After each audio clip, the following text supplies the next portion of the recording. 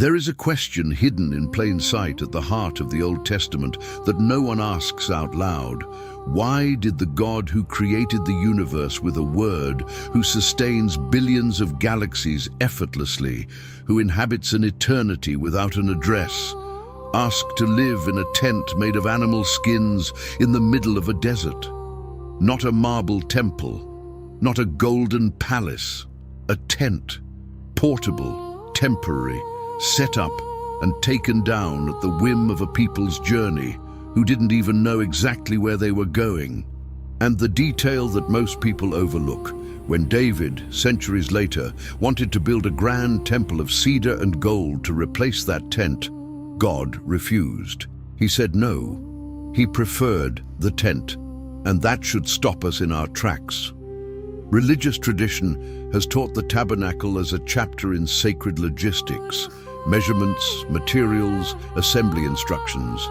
7 chapters in Exodus dedicated to details that most readers skip because they seem too technical to have spiritual relevance. But the rabbis of the Talmud saw something that a hurried reading never reaches. Every measurement was a message, every material was a prophecy, and the choice of a tent over a palace wasn't divine humility, it was a statement of intent. God didn't want a fixed address, he wanted a heart in motion. And when you understand what was being built in that desert, you stop seeing the tabernacle as ancient history and start seeing it as the most ambitious project heaven has ever executed on earth. The Hebrew word the text uses isn't temple or sanctuary in the cold sense that translations suggest. It's Mishkan, and its root reveals something that completely changes the reading. Mishkan comes from Shke'en, which doesn't describe a sacred and distant place, but a presence that settles in, that draws near, that decides to dwell alongside. It's the same verb used to describe the intimacy of a groom preparing a home for his bride. It's not religion, it's relationship. And when John writes in the Greek of the New Testament that the Word became flesh and dwelt among us, the word he uses, eskenoson, is the exact translation of the Hebrew Mishkan. John wasn't being poetic. He was making a precise theological identification. Jesus is the living tabernacle. The entire desert was a rehearsal for the incarnation. In this video, every material, every measurement, and every piece of the tabernacle will reveal a different dimension of Christ that superficial reading never reaches. You'll discover why God chose the tent over the palace, what the Kabbalistic concept of Tzimtzum reveals about the incarnation, and why the veil that tore on Calvary was, in fact, the most prophetic element of the entire structure. The journey begins in the Sinai desert, but ends inside you. And the first step is understanding why an infinite God decided, by his own choice, to fit into 13 meters. There is a moment in Exodus that goes unnoticed in most readings, but it should cause an immediate short circuit in anyone who stops to think. Israel had just left Egypt. They had just crossed the Red Sea. They had just seen the most powerful army in the ancient world, drowned in a single morning. And what does God do right after that? He doesn't give a political constitution. He doesn't organize a government. He doesn't establish an army. The first thing he asks for, with meticulous details that take up more chapters than the creation of the universe itself in Genesis, is a tent. Exodus 25:8 records the instruction with a clarity that leaves no room for interpretation. Let them make me a sanctuary, that I may dwell in their midst. Not over them, not near them, in their midst.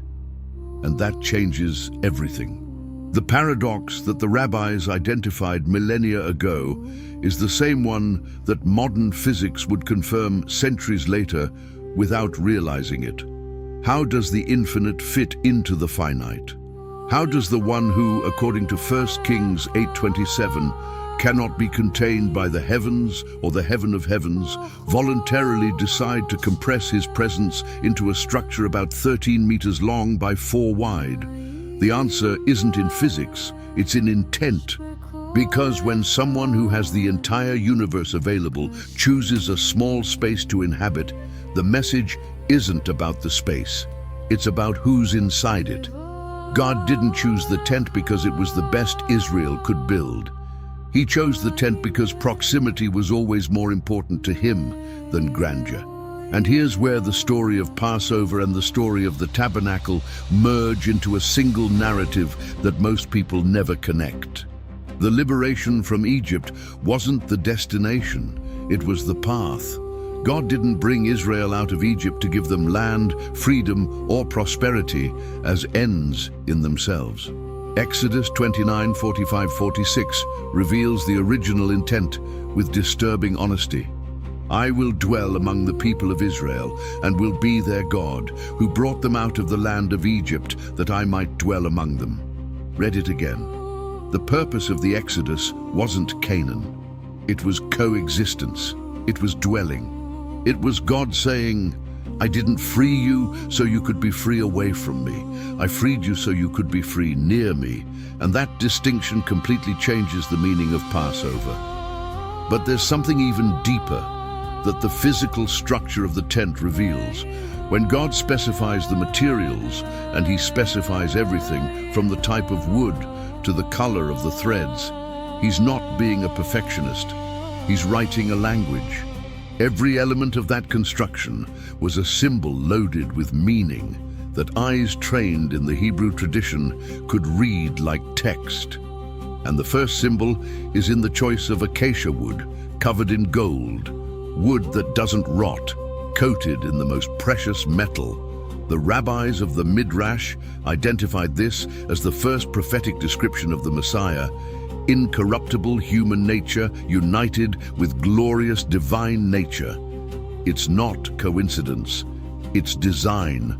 And John 1:14 is the New Testament's commentary on that design. The Word, divine, eternal, glorious, became flesh, human, present, inhabitable. The first shadow of Christ in the tabernacle isn't in the high priest, or the sacrifice, or the veil.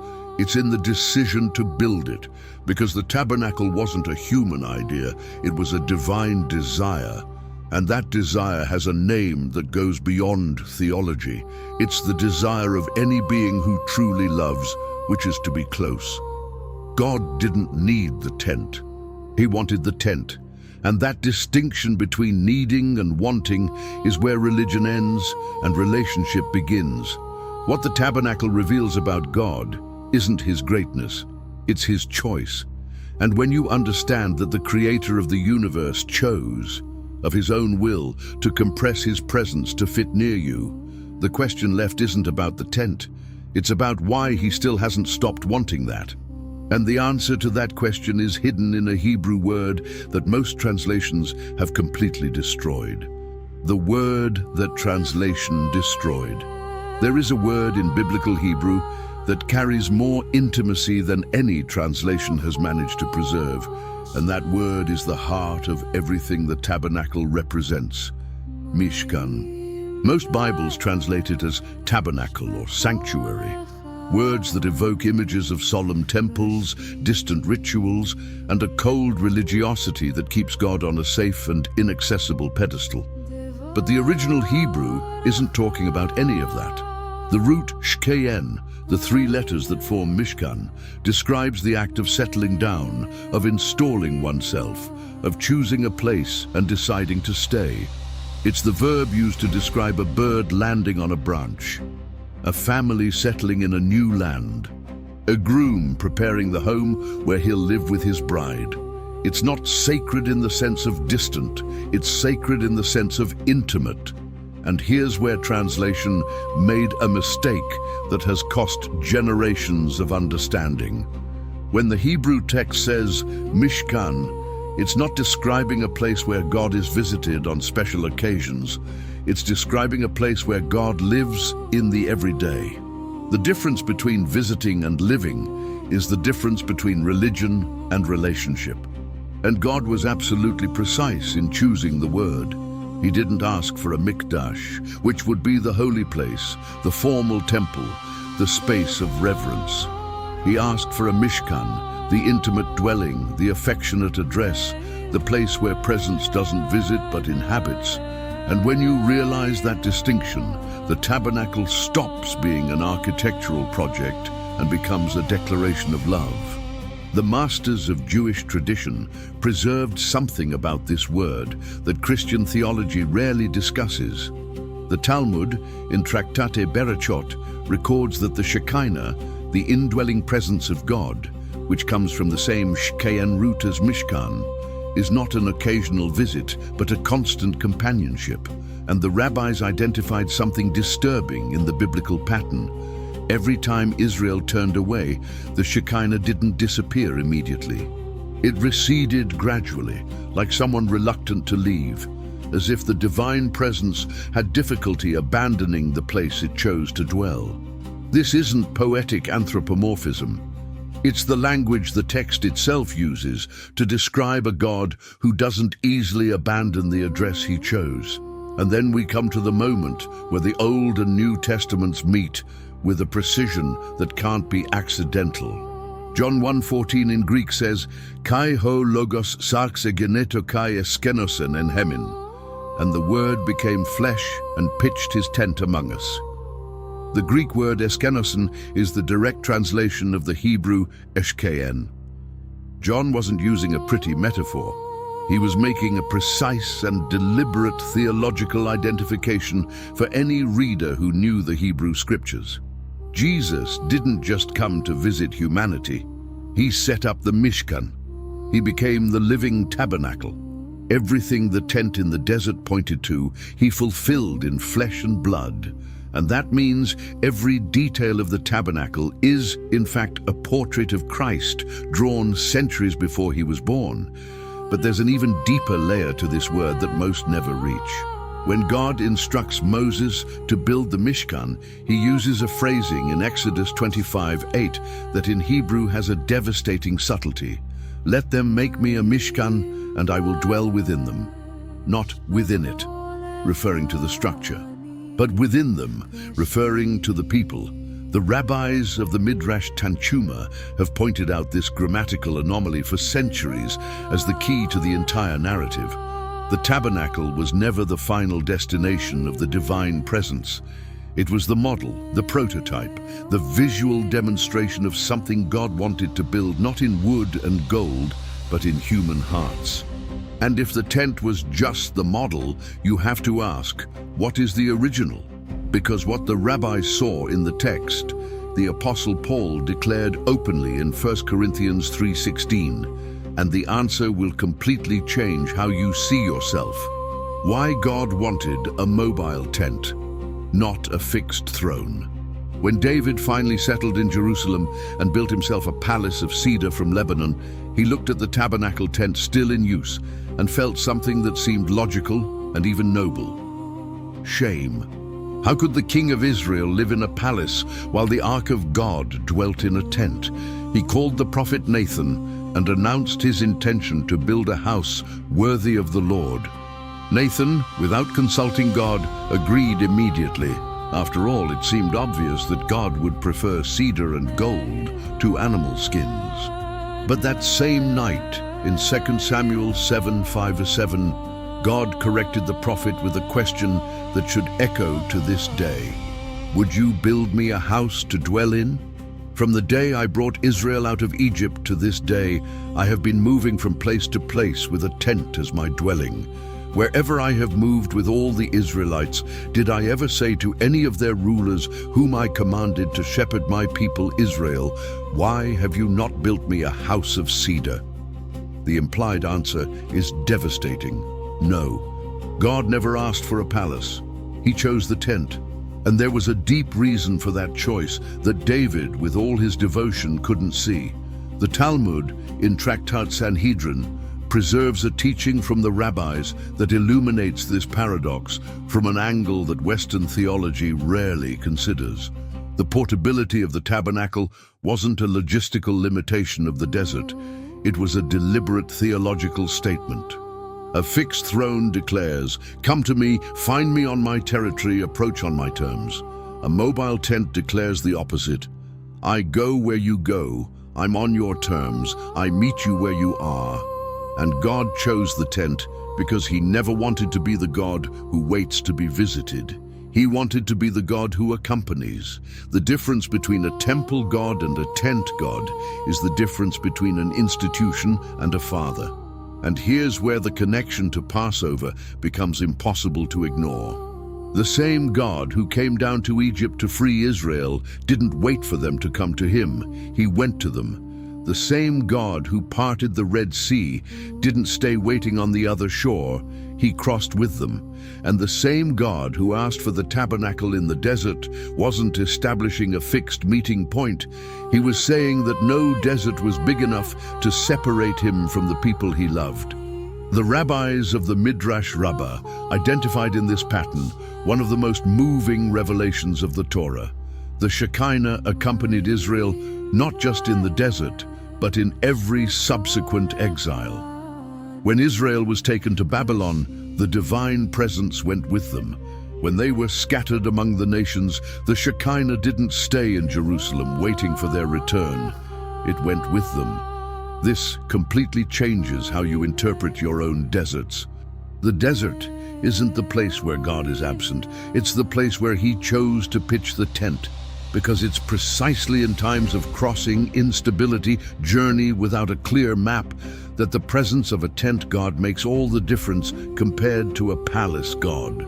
A palace God you visit when you're well, when you have something to offer, when you feel worthy to enter. A tent God shows up in the middle of your desert without waiting for an invitation. And that's exactly the logic of the incarnation, because when the time came for Christ to enter the world, he didn't choose a Roman palace or a Jewish throne. He chose a manger. He chose the tent, always the tent. The masters of Kabbalah went beyond physical portability and saw in the mobile structure of the tabernacle a spiritual principle that governs the relationship between the infinite and the finite. The divine presence, they taught, can never be fixed by human structures, not because it's inaccessible, but because it's alive. And what is alive moves.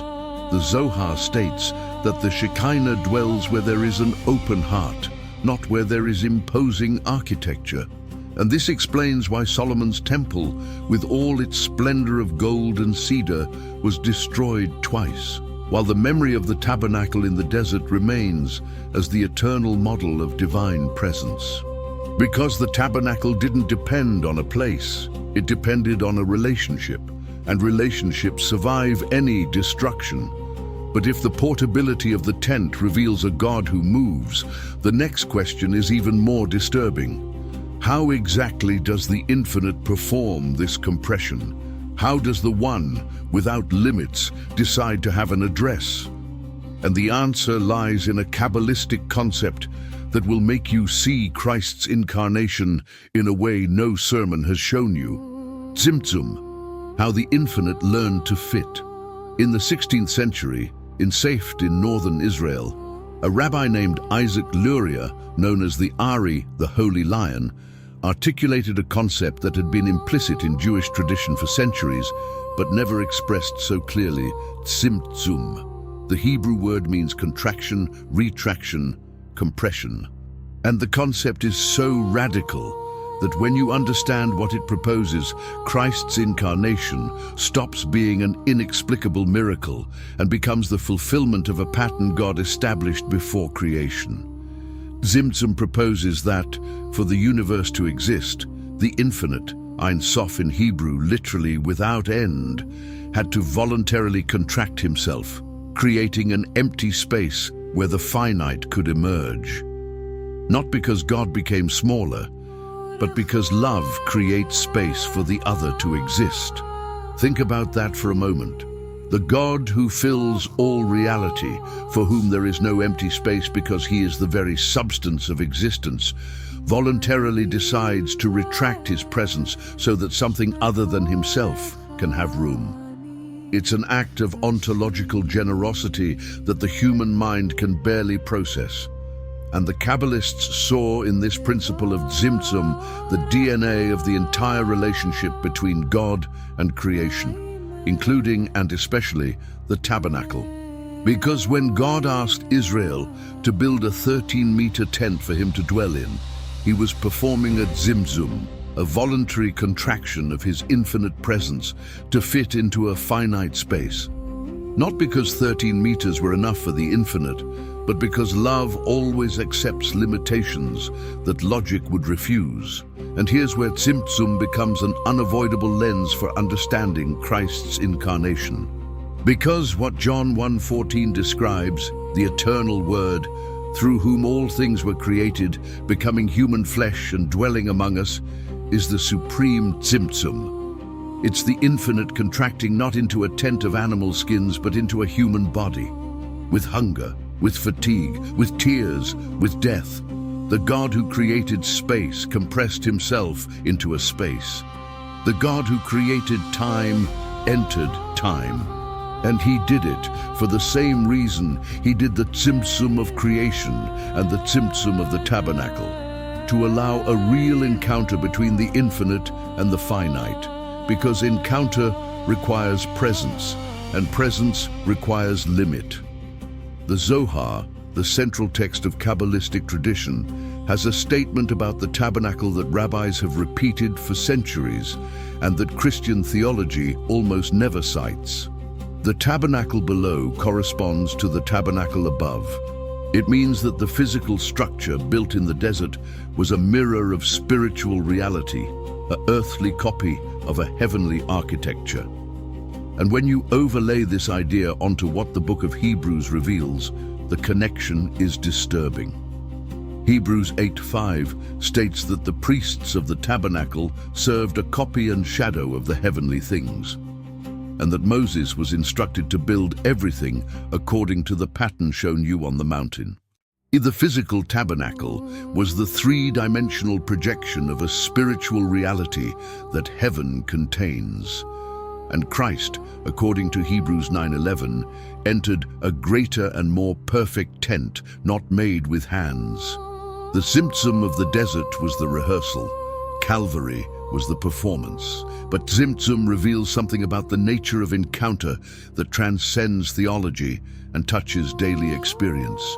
Every time you go through a moment of compression, when life tightens, when possibilities shrink, when the space you had seems to be shrinking, you are unknowingly inside a pattern that God himself chose to make himself present.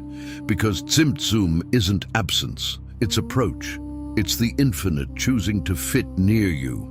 And if divine contraction created the universe, and if divine contraction built the tabernacle, and if divine contraction dwelt in a human body on Calvary, then perhaps the contractions you experience in your own life aren't signs that God is far away, but signs that he's coming closer.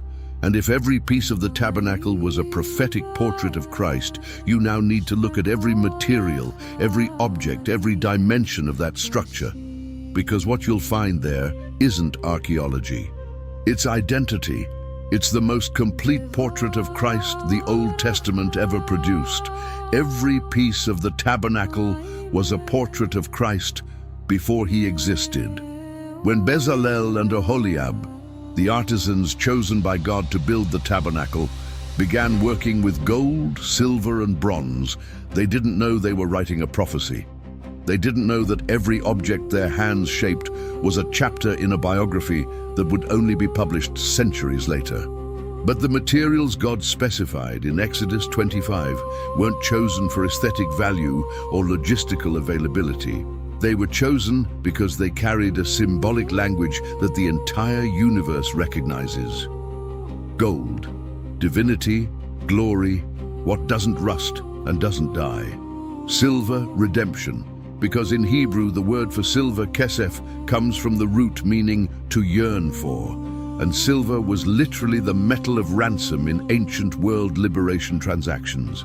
Bronze, judgment, exposure, the harsh reality of what happens when holiness meets sin. Three metals, three dimensions of Christ, divine, redeemer, and judge, all there in metal and fire, centuries before Bethlehem, The Ark of the Covenant is where the typology reaches its highest and most disturbing point. Exodus 25:10-11 describes a box of acacia wood completely overlaid with gold, inside and out. The rabbis of the Talmud, in Tractate Yoma, made an observation that seems simple but carries immense theological weight. Why overlay inside and out? What practical difference does it make if no one sees the inside? And the answer preserved by tradition is this: because a person whose inner essence doesn't match their outer appearance isn't worthy to be a vessel of divine presence. The ark was, visually, a statement of total integrity. The same gold inside and out, the same in public and in private. And when you overlay this on Christ, Hebrews 7:26 responds precisely: holy, innocent, undefiled, separated from sinners. Inside and out. Wood that doesn't rot, incorruptible humanity. Gold that doesn't rust, immutable divinity. The ark was Christ in metal and wood. The table of showbread, 12 loaves arranged in 2 rows, renewed every Sabbath before the divine presence, is another portrait that quick reading overlooks. John 6:35 is Christ's commentary on this object. I am the bread of life. Whoever comes to me shall not hunger. But the detail that makes this parallel technically devastating is in Leviticus 24:8. The loaves were called bread of the presence, literally in Hebrew, leshem hapanim, the bread of God's face. Bread that stayed permanently before the Eternal's face.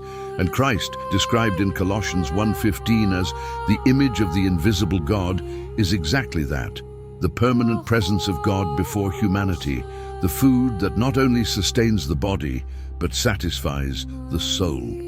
The table of showbread wasn't describing a food ritual, it was describing a person. The golden lampstand, the menorah, with its 7 branches of pure gold, seamless, hammered from a single piece of metal, is perhaps the tabernacle object most loaded with Christological meaning. John 8:12 records Christ declaring, I am the light of the world. Whoever follows me will not walk in darkness, but will have the light of life. And Revelation 1:12-13 shows John seeing the glorified Christ in the midst of 7 golden lampstands.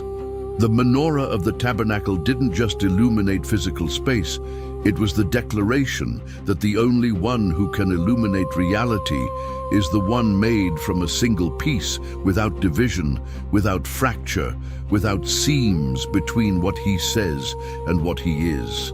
And the technical detail the artisans had to respect, that the menorah be hammered from a single block of gold, without welds, was the prophecy that the light coming to the world would be one, undivided, totally coherent with itself. But of all the elements of the tabernacle, there is one that carries the most direct and most disturbing prophecy about Calvary. And that element isn't the ark, isn't the altar, isn't the menorah, it's the veil that separated the holy place from the Holy of Holies. 4 meters of woven fabric with threads of linen, blue, purple and scarlet, embroidered with cherubim, so thick no light passed through. This veil defined the boundary between the accessible and the inaccessible, between what man could reach and what was reserved only for God's presence. And Hebrews 10:20 reveals something that completely changes the meaning of Calvary. The veil was Christ's body. Paul wasn't being metaphorical. He was saying that Jesus' human flesh was what separated humanity from full divine presence. And when that body was torn on the cross, the veil in the temple tore from top to bottom. Not because the veil was weak, but because what it represented had been fulfilled. And what was guarded behind that veil was, for the first time in history, completely accessible. But what exactly was behind the veil? What was in the Holy of Holies that required so much secrecy, so much protocol, and so much blood to access? And what does it mean that it's now open? The Holy of Holies, the place where time stopped.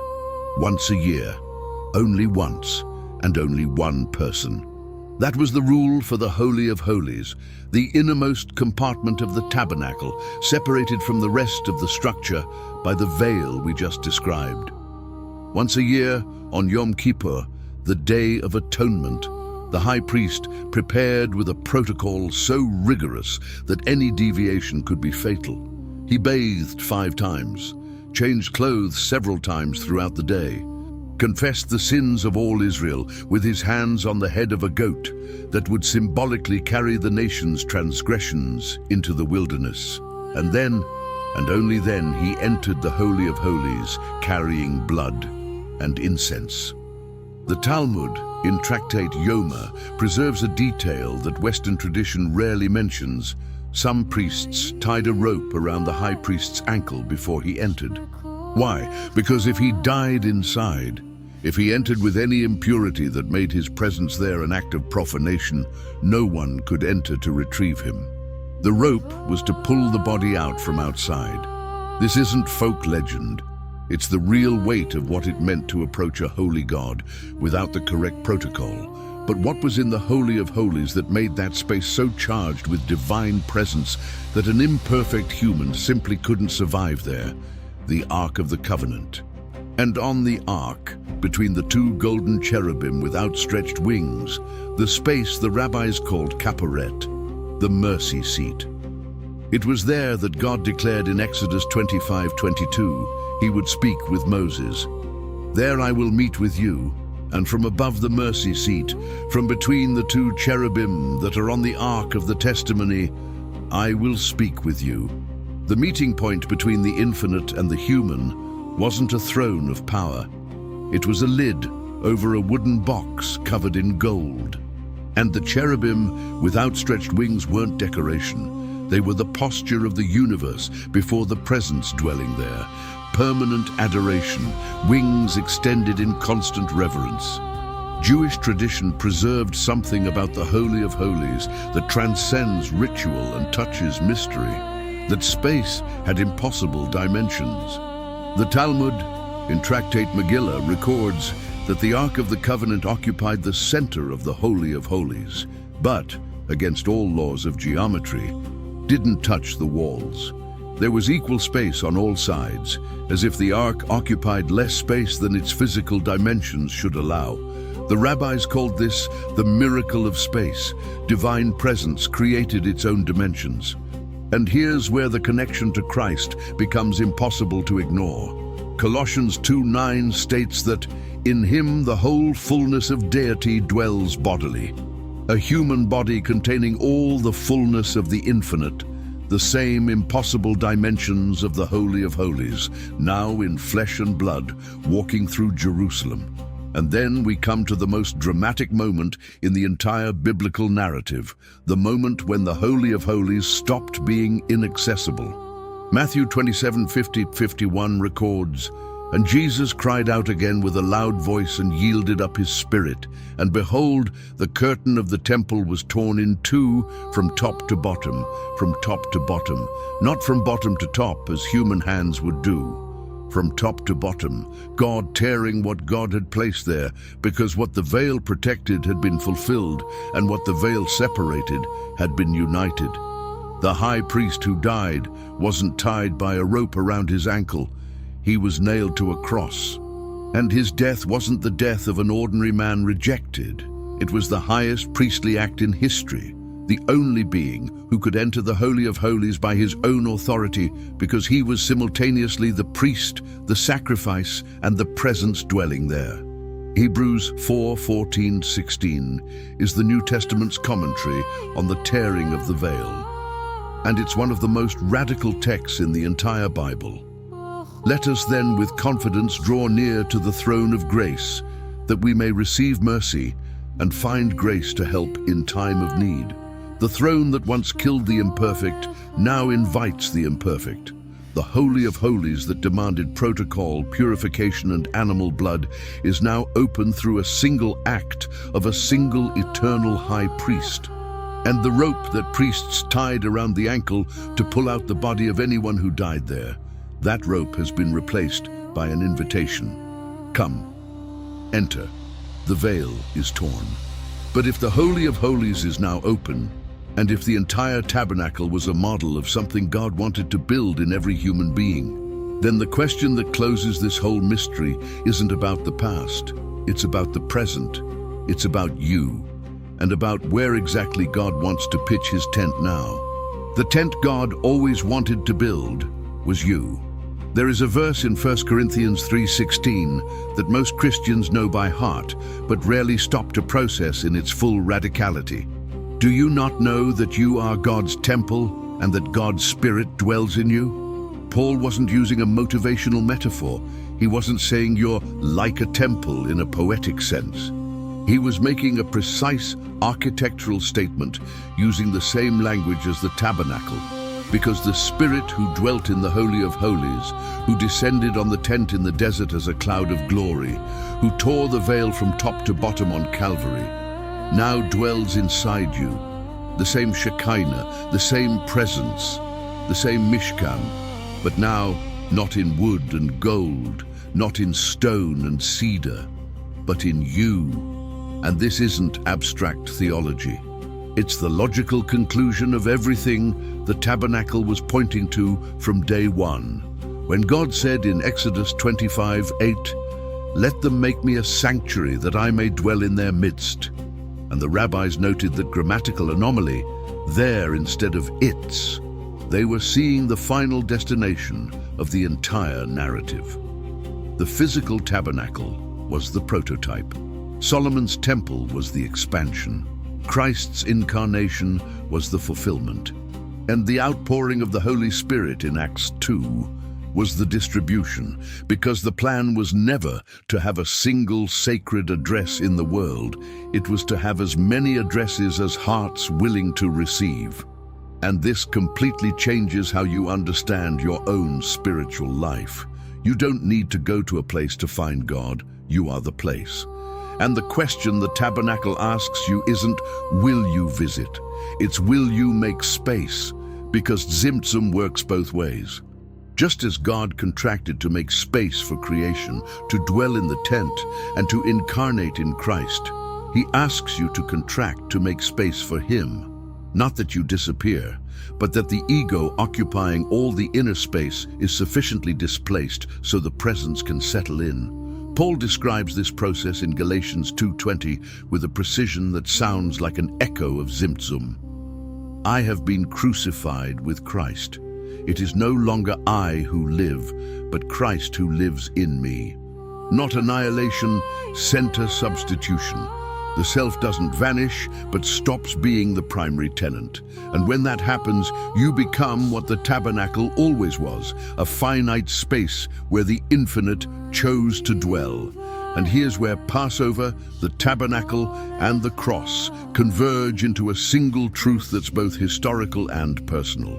God freed Israel from Egypt not to give them a land, but to have a people where he could dwell.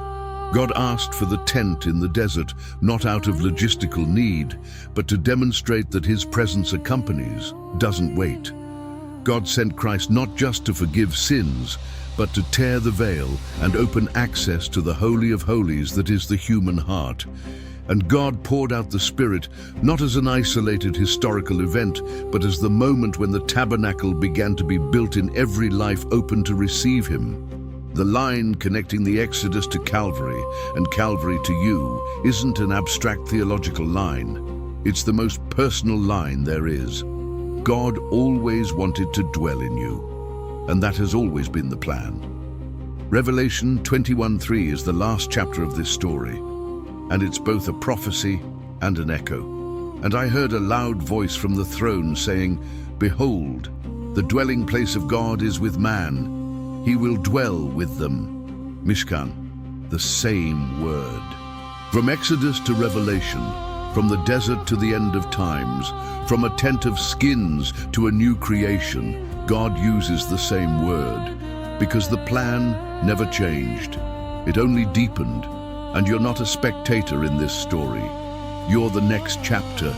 The same God who descended on the tent as a cloud, who spoke from above the ark, between the cherubim, who became flesh and pitched his tent among us, who tore the veil to open access. That same God is right now asking for space.